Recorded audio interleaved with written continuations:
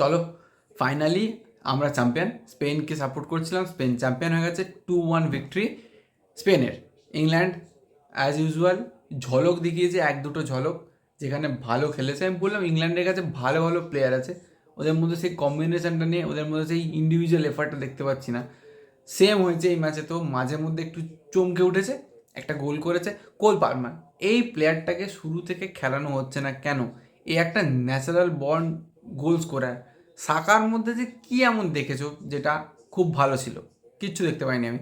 তো এই হচ্ছে ইংল্যান্ডের টিম ছিল, অসাধারণ খেলেছে স্পেন। মানে কম্প্যাক্টনেসটা খুব দারুণ ছিল, লেগেছে যেটা মেন ব্যাপার, যে ওদের মধ্যে একটা কোঅর্ডিনেশন ছিল, কম্প্যাক্টনেস ছিল, একটা ইয়াং এজ, একটা বড়দের মানে কি বলবো হায়ার এজ, এদের মধ্যে যে কম্বিনেশানটা, ঠিক আছে, ব্যাপারটা না খুব ম্যাচিওর ছিল, দারুণ খেলেছে। আর কি বলবো, সেরা সেরা সেরা, কোনো কথা হবে না এই নিয়ে। মানে আমি যেটা ইউরোতে মিস করে এসেছি, যে একটা এন্টারটেনিং ফুটবল ম্যাচ, সেটা এই ম্যাচটা দেখিয়ে দিয়ে গেছে। নিকো উইলিয়ামসের পারফেক্ট গেম। আমার মনে হয় যদি রদ্রি পুরো গেমটা খেলতো, Rodri man of the match হতো, কারণ ফার্স্ট হাফটাতে সেরা খেলেছে, সেকেন্ড হাফটাতে নিকো উইলিয়ামস ফাটিয়ে দিয়েছে, একাই খেলা মানে ঘুরিয়ে দিয়েছে বলতে পারো। আর এর লামিন জামালের পারফরমেন্স, যেটা একটা 17 ইয়ার্স, কালকে 17 হয়েছে, সেরকম একটা প্লেয়ার থেকে যে ধরনের পারফরমেন্স এক্সপেক্ট করা যেতে পারে তেমন ছিল, তার থেকে অনেক বেশি। তেমন ছিল বলছি কেন, তার থেকে অনেক বেশি ছিল। রাত্রি হয়ে গেছে, ভুলভাল বকছি।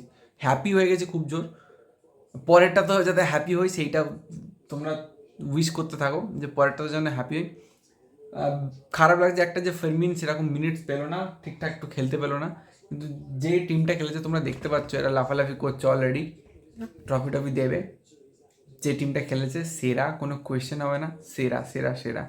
আর হার্ড লাক টু আমাদের হ্যারিকেন, ওর ভাগ্যে ইন্টারন্যাশনাল ট্রফি বা কোনো বড় ট্রফি নেই, পরিষ্কার কথা এটা।